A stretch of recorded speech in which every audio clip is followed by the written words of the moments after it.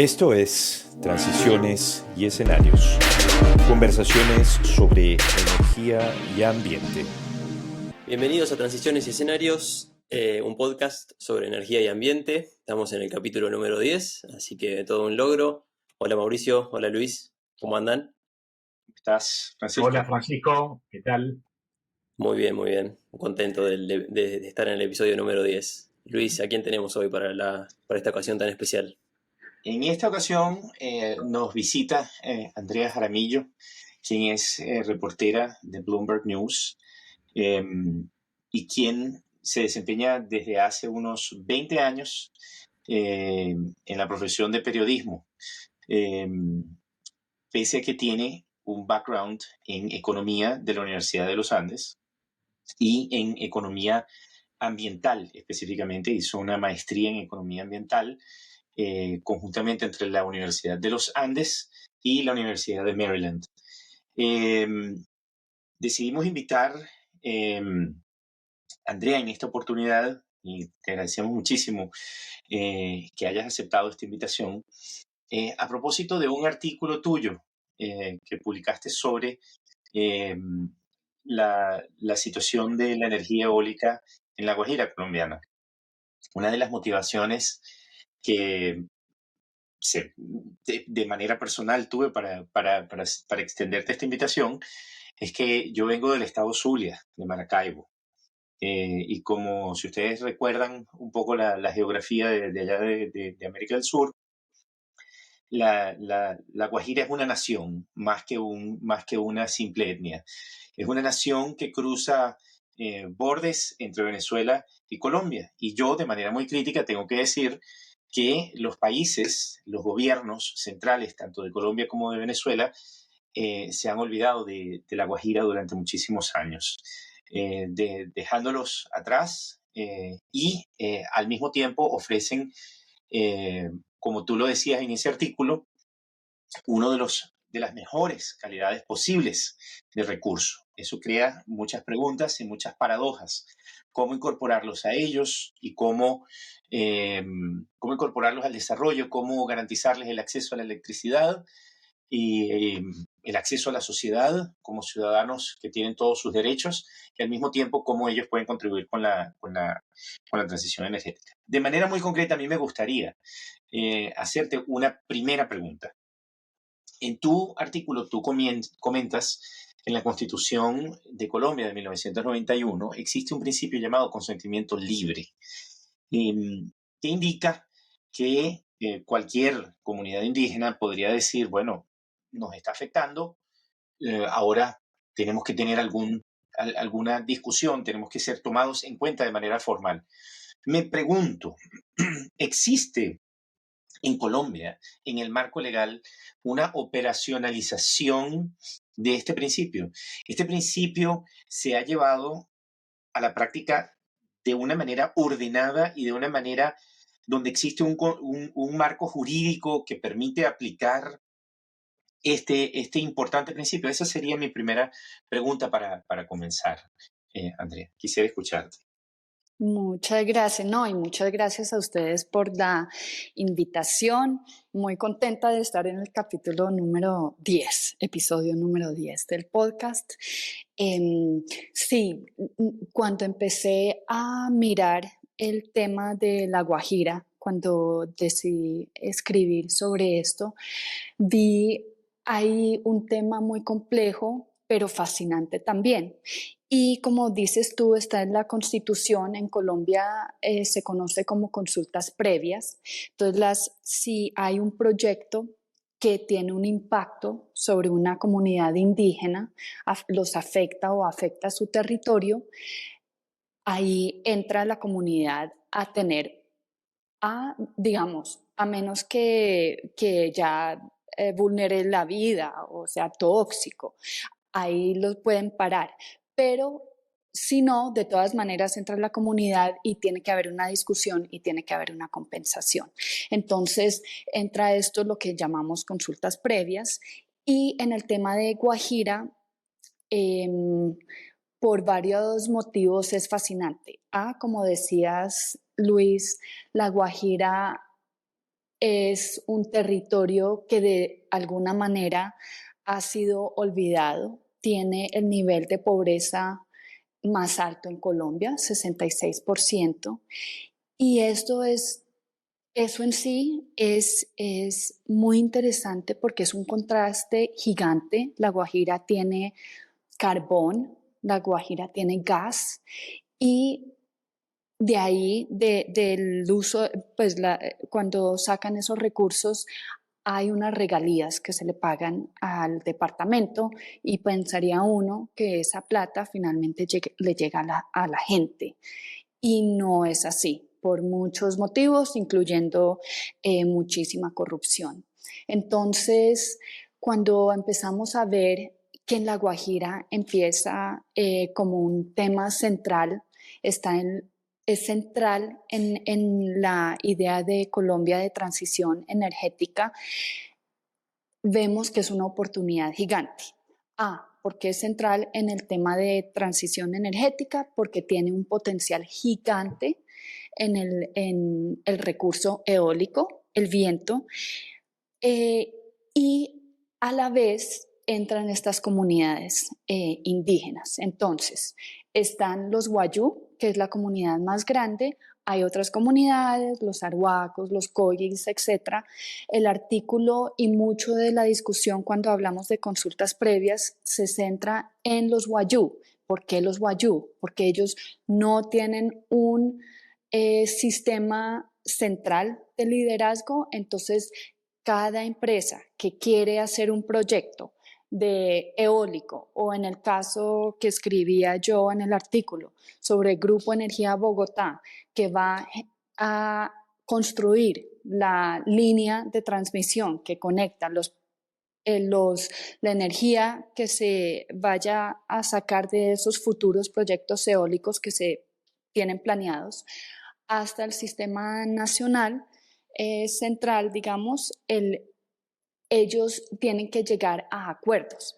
En el caso de Grupo Energía Bogotá, que tiene que construir una línea de transmisión de casi 450 kilómetros, tuvo que llegar a un acuerdo con 235 comunidades. Eso es un desafío gigante y se demoró 4 años haciéndolo. Entonces, cuando tú preguntas, digamos, lo que me di cuenta es que es un poco learning by doing, ¿no? Ellos están en este momento, como son tantas comunidades, tienen que llegar a tantos acuerdos, no es fácil, y lo que están haciendo un poco es aprendiendo a la medida, las empresas aprendiendo, un poco el gobierno viendo cómo ayuda, y entre todos aprendiendo cómo se van haciendo en un momento en que nuevamente no es con una comunidad, sino son 235 consultas en el caso de Grupo Energía Bogotá.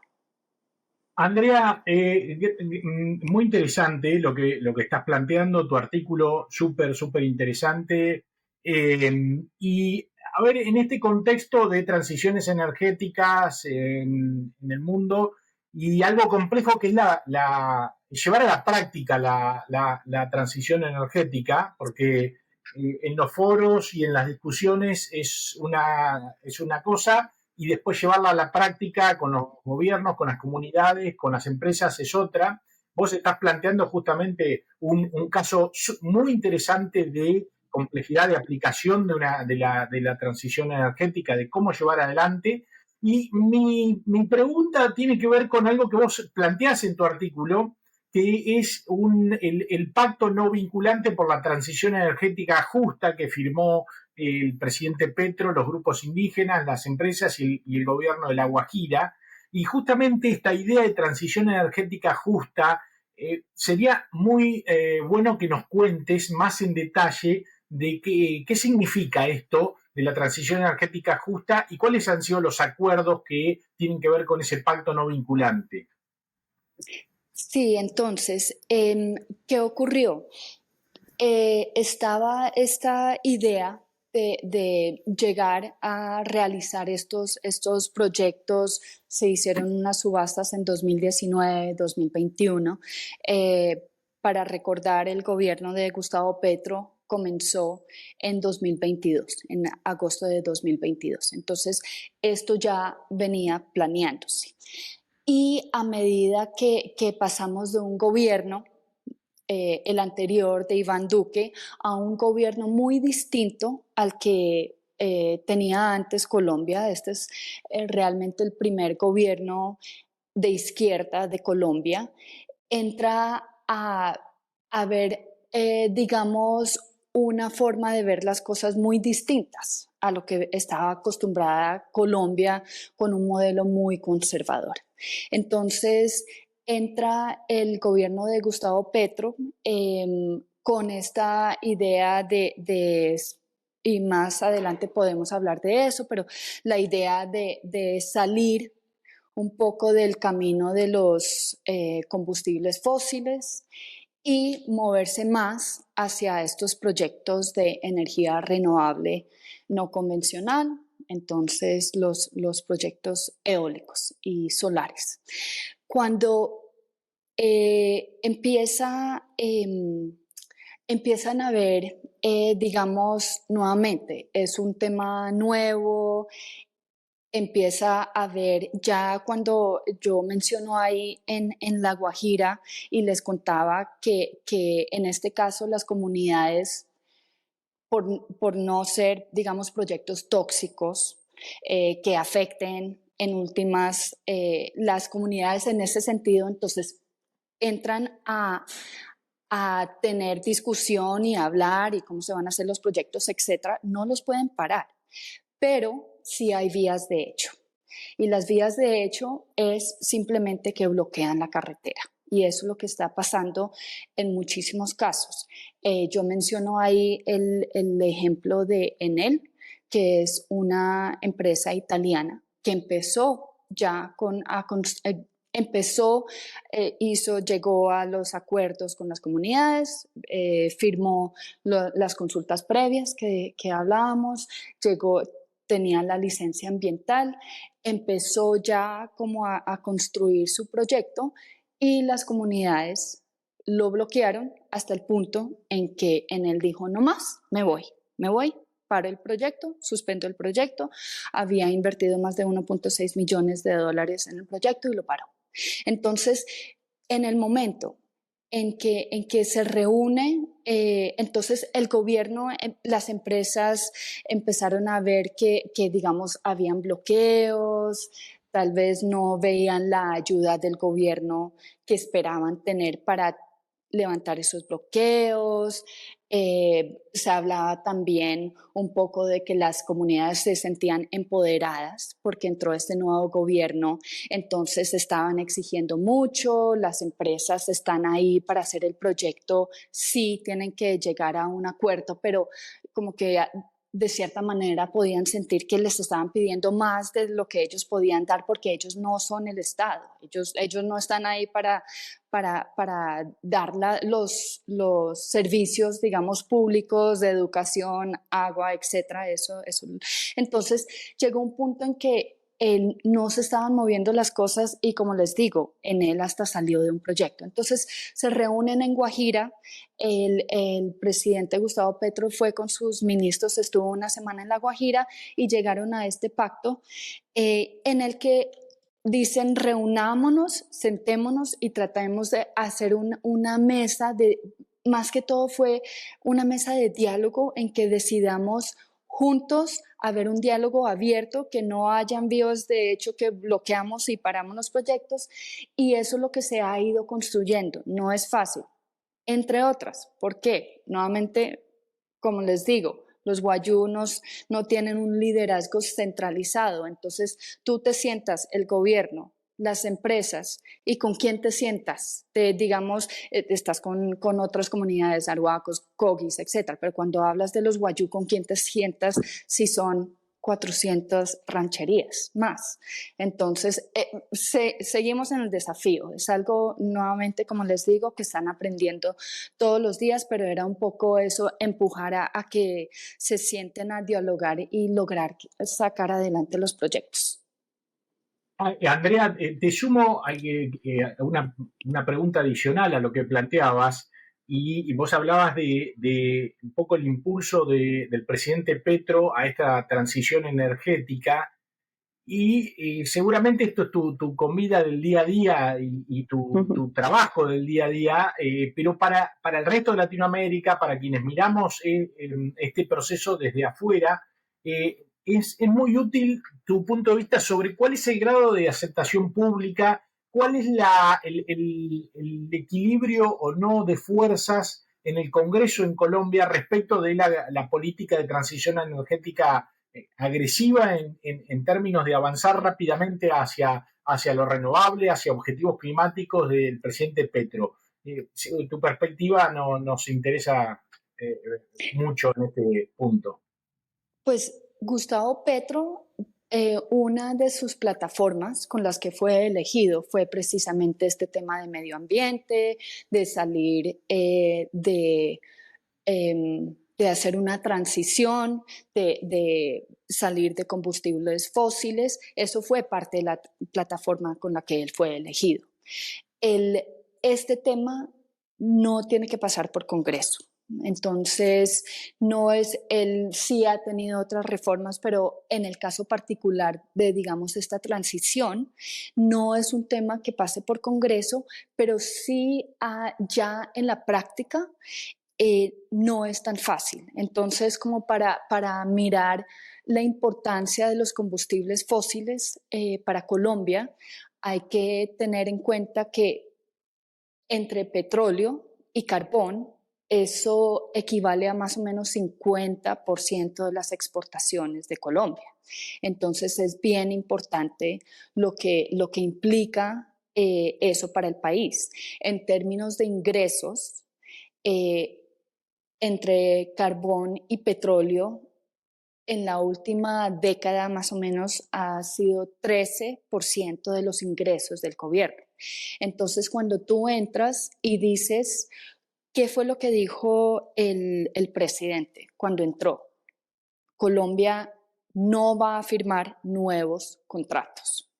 Se mantienen los contratos que ya existen. Entonces, los contratos que ya existen están y Colombia sigue produciendo, pero no vamos a firmar nuevos. Y eso ha generado, digamos, reacción, obviamente, por el lado de no solo de las empresas, pero en términos generales, cuando empieza uno a mirar a largo plazo, eso qué quiere decir para las finanzas del país, es un impacto muy grande y siguen cuestionando la decisión del presidente.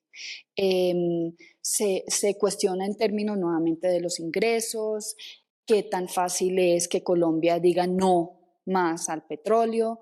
Y una de los estudios del mismo gobierno, de la Agencia Nacional de Hidrocarburos, la ANH, a mediados del año ellos sacan un estudio técnico sobre las reservas del país y las reservas de petróleo y las reservas de gas natural las sacan separado, pero más o menos son menos de 8 años que hay de petróleo y de gas natural. Entonces, eso ha llamado las alarmas muchísimo porque no solo son por los ingresos, es que en Colombia más o menos 80% de los hogares cocinan con gas natural. Entonces, la gran pregunta es, ¿de dónde vamos a sacar ese gas natural? Entonces ya entramos a otros temas que es, Colombia está haciendo una apuesta además, para generar energía de los proyectos eólicos de lo que hablábamos, también está haciendo una apuesta grande por el gas costa afuera que tiene, pero eso se demora más o menos 7 años, porque son descubrimientos, apenas se están mirando, etcétera, etcétera. Entonces, mientras tanto, la pregunta es ¿de dónde vamos a sacar gas? Hace más o menos... ¿De dónde vamos a sacar el gas? Tal vez eso, lo podríamos sacar de los vecinos venezolanos. Entonces, Eso que podría pasar. exactamente. Eso fue. Justo el presidente estuvo no me acuerdo, hace más o menos un mes, se reunió con Nicolás Maduro y ahí anunciaron que posiblemente a finales del próximo año Colombia podría estar importando gas de Venezuela. Bueno, ya se imaginarán, hay voces que dicen perfecto, hay voces que dicen pero ¿qué es esta locura? Si Colombia tiene gas natural, ¿cómo así que vamos a depender de Venezuela o traer una parte de Venezuela? Eso no tiene sentido, lo que necesitamos es utilizar usar los recursos que tenemos, pero nuevamente estamos en esta, que el presidente no se ha salido de ahí. O sea, desde día uno dijo no se firman nuevos contratos y en esas estamos. Entonces, sí se trae el gas de Venezuela, etcétera, pero nuevos contratos no va a haber. Andrea, aprovecho mi última pregunta, después lo dejo a Francisco. Aprovecho que vos hablaste recién del gas, alguna vez mirando el sector eléctrico de Colombia, entiendo que el efecto en general del niño suele provocar bastantes alteraciones y sobre todo en los precios y en el uso de la energía termoeléctrica como una especie de buffer, una especie de mecanismo que otorga flexibilidad para navegar en tiempos de problemas de hidroelectricidad, donde no hay suficiente hidroelectricidad. Y bueno, justamente la maniobra y la posibilidad de maniobrar la da energía despachable, la termoeléctrica, principalmente con el gas. ¿Cómo ven o cómo, si has hablado tú con los planeadores energéticos en Colombia, los funcionarios, quienes hacen estudios un poco más de largo plazo, cómo ven esta idea de una transición energética hacia los renovables muy agresiva y cómo esto se conjuga en términos del sistema eléctrico y para dar esa flexibilidad que se va a seguir necesitando? Es más, posiblemente por algunos estudios climáticos se van a agudizar los problemas vinculados a los fenómenos climáticos. ¿Cómo va a responder el sistema eléctrico y energético si se va posiblemente a un menor uso de hidrocarburos, de gas natural sobre todo, o no? ¿O hay ahí en el gas natural alguna otra mirada? Pues a ver, ahorita más o menos, cifras. 18.000 megas es el consumo de Colombia. De eso, Colombia tiene una matriz energética de las más limpias del mundo, porque tenemos casi 70% de hidroeléctrica, como dices, pero como bien lo pones, eso genera muchas vulnerabilidades cuando hablamos del Niño. Preciso en este momento hay tiempos de menos lluvias, entonces se afecta digamos, Colombia empieza a producir más con las termoeléctricas, sube los precios de la energía, etc. Entonces, por un lado, está la apuesta justo para estos proyectos eólicos, ¿no? Y solares. En este momento, Colombia realmente no tuvo por ahí un proyecto pequeño eólico de Empresas Públicas de Medellín, que fue un proyecto piloto realmente, se cerró porque ese era el plan en octubre, si no estoy mal. Ellos, EPM también quiere hacer proyectos eólicos, otros proyectos ya grandes en La Guajira, entonces una de las apuestas es eólico. También Colombia tiene potencial solar. Nuevamente eólico, el potencial es mucho más grande de lo que tiene Colombia en solar, pero también está el solar, entonces está ahí. Y otra de las cosas que tiene Colombia es, hay un puerto donde se importa gas pues por el puerto y se utiliza en las termoeléctricas. Eso también Colombia ha sacado a licitación otro puerto, digamos el que les cuento está en la costa atlántica. En la costa pacífica Colombia ha tratado de también sacar licitación para otro puerto. La licitación no ha funcionado, creo que llevan 2 veces, si no estoy mal, en que se ha cerrado, pero bueno, en esas está. Y como les decía, está la grandísima apuesta a el gas offshore, costa afuera, y esa es la gran apuesta de Colombia y la gran apuesta de Ecopetrol. En este momento mucho de su enfoque está en la costa afuera.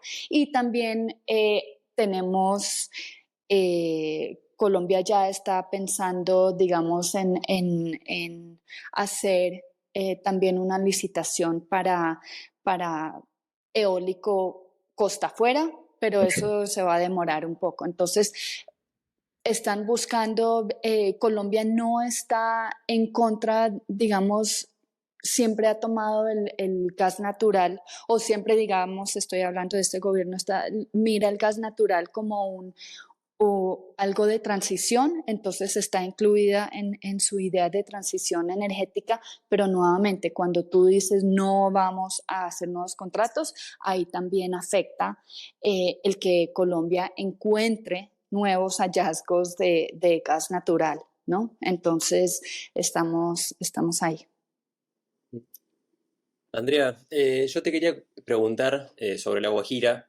¿Cómo es la interacción con las comunidades? Dijiste que están muy atomizados, que tienen 235 rancherías. ¿Cómo hacen las empresas para comunicarse? ¿Es uno por uno? ¿Hay algún esfuerzo para nuclearlos en una sola entidad? ¿Cómo está colaborando el gobierno con eso? Y la otra pregunta que te quería hacer es si ante bloqueos de rutas como los que mencionaste, ¿hay alguna medida jurídica que pueden tomar las empresas para garantizar que el proyecto se lleve a cabo? Entonces, es muy interesante porque cuando estuve mirando trabajando en esta nota, yo miraba las distintas experiencias que tienen las empresas. Entonces, una de las cosas que mencionaba ahora más temprano, el Grupo Energía de Bogotá, que es el que va a hacer la línea de transmisión.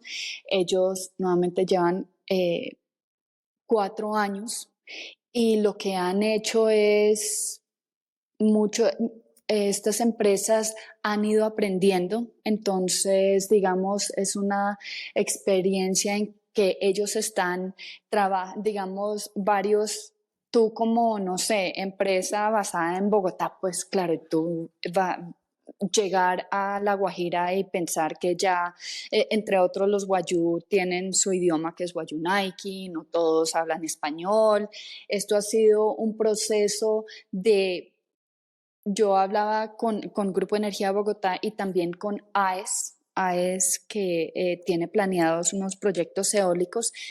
AES lleva muchísimos años. Ellos compraron un proyecto que ya estaba planeado, compraron unos proyectos y esos proyectos llevan, no me acuerdo en este momento, creo que 15 años. Entonces, es un trabajo en que va la empresa a la ranchería, les explican, pero en el caso de los guayú, digamos, son muchísimas diferencias. Yo hablaba con una de las líderes de una ranchería. Cuando hablamos de una ranchería es unas cuantas casas, es como si yo estuviera ahí viviendo con los tíos por el lado materno son muy importantes, entonces con mis tíos, con, no sé, mi abuelo, o sea, grupos familiares se imaginarán unas cuantas casas.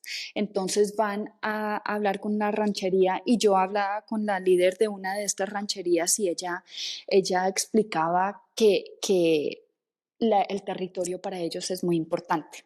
Lo ven muy distinto a lo que nosotros vemos. Los guayú ven en los vientos que son seres. Nosotros, ella decía, es que los alijuna, como le dicen a los que no son indígenas, los alijuna ven el viento como un recurso, como una cosa para usar y nosotros no. Entonces, es por ahí, entonces por eso es que las empresas tienen que venir y llegar y decidir, digamos, con cada comunidad, hablando, mirando nuevamente, learning by doing. Esto ha sido un proceso largo que cuando se subastaron los proyectos se pensaba que en un año ya iban a estar listos para empezar a construir, y mentiras que llevamos 4 años en estas. Entonces ha sido un proceso muy largo de aprender mucho. Y cuando hablábamos de las mesas que se ha creado también el ministerio, el gobierno está buscando crear como de alguna manera un manual para guiar estos procesos más adelante, porque estas experiencias ya tú puedes ir asentando, pero entran muchas experiencias positivas, negativas, para entrar a decidir qué se van a hacer en estos proyectos. O sea, cada uno ahorita estás buscando la mejor manera cómo llegar a un acuerdo. Una cosa muy importante, me parece que me decía alguno, es que también lo que los mencionaba con el proyecto que se paró, eso también mandó es claro que las empresas no pueden llegar a decir, vamos a hacer esto y ya fue. Claro que no. Ese es el territorio de las comunidades y ellas tienen todo el derecho de decidir. Pero también esta persona me decía, también en él mandó un mensaje muy claro, y es que tú no puedes, o sea, bloqueas y bloqueas y presionas y presionas y presionas como comunidad. Llega un punto en que la empresa ya es imposible para la empresa, y la empresa también se va, y se fue. Y se fue en este caso y dejó, digamos, o sea, este proyecto ya estaba generando empleo, ya estaba creando como bienestar a la comunidad. Lo que pasó fue que una ranchería bloqueó, no es que fuera las otras rancherías, pero bueno, el hecho es que eso genera también aprendizajes por ambas partes, ¿cierto? Tú no puedes llegar y presionar hasta un punto, nuevamente vías de hecho, bloqueos, que tal vez por la Constitución no lo puedas hacer, parar este proyecto, pero si lo haces por vías de hecho, entonces nuevamente aprendiendo y ahí van, ahí van. Mira, Andrea, yo te quiero agradecer muchísimo por todo lo que nos has comentado acerca de aquellas latitudes. Se siente tan cerca y tan lejos cuando uno está aquí en un país nórdico, y recordando que, bueno, uno viene de allá, de tan cerca. Pero a mí me gustaría hacer unas cuantas reflexiones acerca de la conversación que yo acabo de escuchar. Eh, Como no sé, como para sentar una serie de lecciones que sacamos de esta conversación. En primer lugar, observo que hay una gran necesidad de intervención gubernamental eficiente, y con una gran necesidad de maniobra política.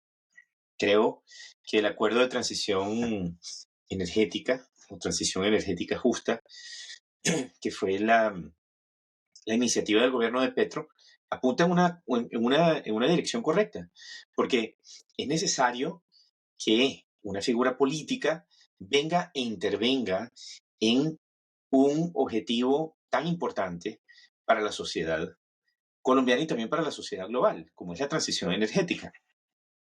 Creo que por allí se ve, como tú lo estás diciendo, un aprendizaje importante que se tiene. Me pregunto, claro, si hay una necesidad de centralizar y de hacer estas negociaciones un poco más efectivas, de hacerlas vinculantes, de permitir que cuando se llega a un acuerdo, ese acuerdo se respete y el acuerdo se permita que de verdad un instrumento legal o una mesa de negociación concluya un acuerdo que va a ser respetado por las partes. Eso parece ser como un tema muy, muy importante. A mí me gustaría también dejar como a manera de hecho estadístico que nosotros hemos sacado de esta conversación, y es que tú mencionabas que el recurso de viento es de la más alta calidad que existe en La Guajira. De hecho, estuve revisando antes de esta conversación un reporte donde leía que las velocidades estimadas en La Guajira son de aproximadamente 10 metros por segundo. Y estas velocidades del viento corresponden a las típicas velocidades que se consiguen en el Mar del Norte, cerca de donde yo vivo, por ejemplo, en la zona de Irlanda, que tiene de las mejores calidades de viento. Entonces resulta paradójico que exista tanta discusión y tanta importancia a los recursos de hidrocarburo en una zona que además de tener recursos renovables como el viento, también se tienen los hidrocarburos y se piense solamente en esa dirección para salir adelante y pensar en un desarrollo que a la hora de la verdad pues no es del todo sostenible, porque es un desarrollo que viene en contra de la población misma. El desarrollo del carbón es un desarrollo con un impacto ambiental profundamente negativo y profundamente contraproducente para la sociedad. Me llama la atención también la observación que haces de las líneas de transmisión. Cómo no se trata solamente de los parques de generación, que el interés existe, pero no se trata solamente de los parques de generación, sino que se trata de las líneas de transmisión y de cómo estas líneas de transmisión tienen la inmensa dificultad para desarrollarse. Recordamos también lo que tú mencionabas, la energía eólica costa afuera, que se está desarrollando más en la zona del Atlántico también, pero más hacia el oeste, más hacia la zona de Barranquilla, más hacia la zona de Cartagena, de todas estas zonas, y que según leo, pues tienen inmenso interés los inversionistas en venir a participar. Pero uno se pregunta, ¿está preparada Colombia para desarrollar las inversiones en infraestructuras necesarias para salir adelante con esta transición? Pues realmente no lo sabemos. Sencillamente, ahí les dejo esas reflexiones que yo saco a partir de esta excelente y grata conversación que hemos tenido. Muchísimas gracias, Andrea. La verdad que ha sido un placer y tal vez pudiéramos invitarte más adelante para conversar un poquito más y quizás meternos en los pantanosos, en las pantanosas discusiones de geopolítica, que muchas veces nosotros buscamos evitar un poco, pero también son muy interesantes y apasionantes. ¿Qué dice Mauri? No, bueno, Luis, ahí subrayo lo que decías y que marcaba Andrea con que esto no es solo un problema de la generación, porque enseguida uno se enfoca en la generación. Tenemos un episodio con Hevia Koch, que estuvieron ustedes, Francisco y Luis, charlando, conversando de la importancia de la transmisión, de la importancia de construir líneas de transmisión, de transporte para la transición energética.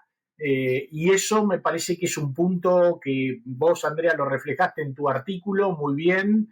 Me parece que es fundamental. Así que los invitamos también a escuchar el episodio vinculado al tema. Y yo aprovecho para, en nombre de Luis, de Francisco, de Luciano, que no está hoy, a agradecer tu presencia, tus consideraciones que son muy útiles para nosotros, para nuestra audiencia, y despedirte, agradecerte y cerrar esto diciendo que básicamente esto fue otro episodio más de Transiciones y Escenarios, conversaciones sobre energía y ambiente, que es esto que estamos haciendo aquí. Gracias, Andrea. Ha sido un placer. Muchísimas gracias por la invitación y sí, este tema es fascinante y falta mucho y veremos qué pasa.